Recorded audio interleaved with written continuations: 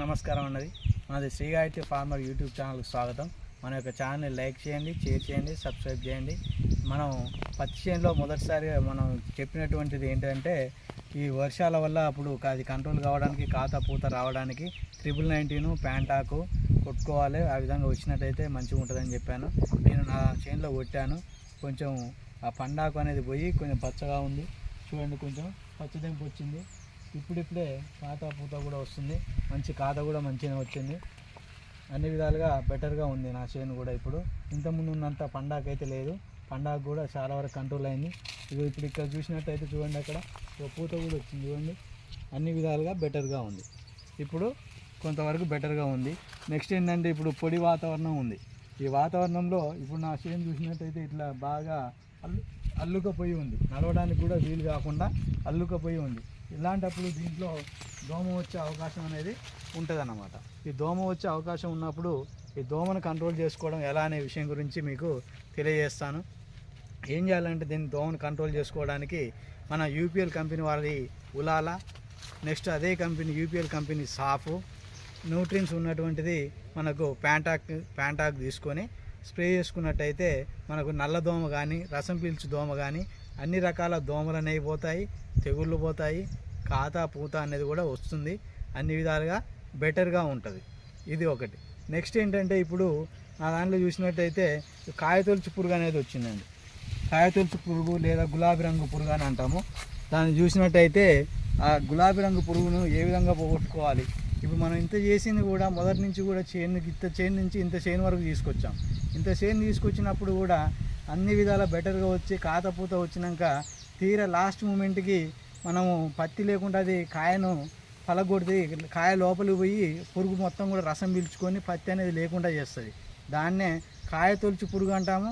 లేదా మనం దాంట్లో అది ఎరుపు రంగులో ఉంటుంది కాబట్టి గులాబీ రంగు పురుగు అని కూడా అంటారు. దీన్ని మనం కంట్రోల్ చేసుకోవాలి. ఏ విధంగా కంట్రోల్ చేసుకోవాలి, ఏంటి, దానికి తీసుకోవాల్సినటువంటి జాగ్రత్తలు ఏంటి అనే విషయాన్ని గురించి కూడా మీకు తెలియజేస్తాను. ఇప్పుడు మనకు సిజెంటా వారి యాంప్లిగో, ఇది యాంప్లిగో సిజెంటా కంపెనీ అన్నమాట. ఏ కంపెనీ ఇది? సిజెంటా కంపెనీ వారి యాంప్లిగో. ఈ యాంప్లిగో ఉండేటువంటి టెక్నికల్ ఏంటిదంటే లాంబ్డా సైక్లోపిక్రిన్ 4.6%, నెక్స్ట్ కొలాంత్రిఫోలో 9.3%, జెడ్సీ.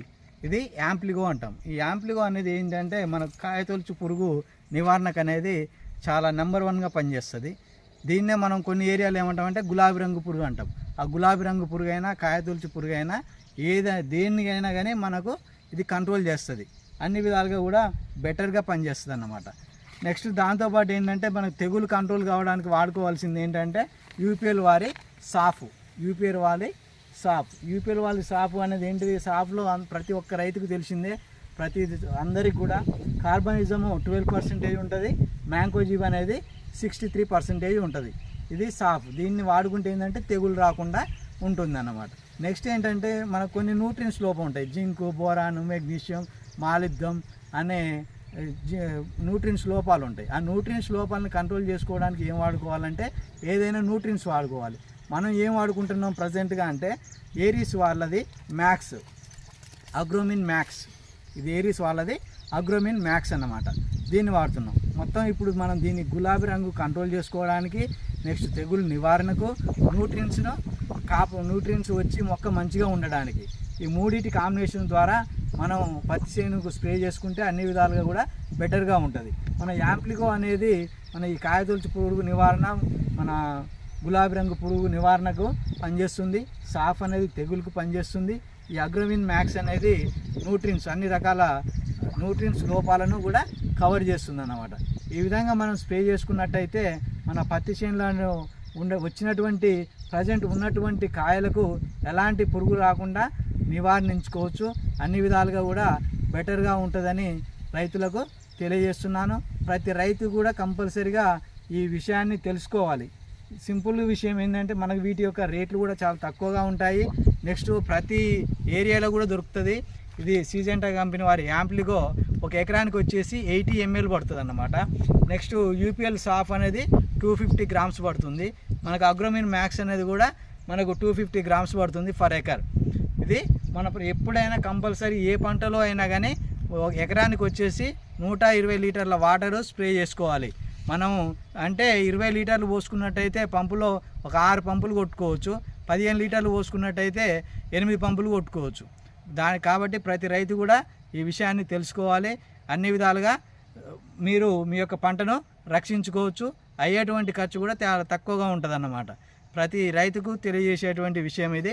నెక్స్ట్ మన శ్రీ గాయత్రి ఫార్మర్ యూట్యూబ్ ఛానల్ను లైక్ చేయండి, షేర్ చేయండి, సబ్స్క్రైబ్ చేయండి.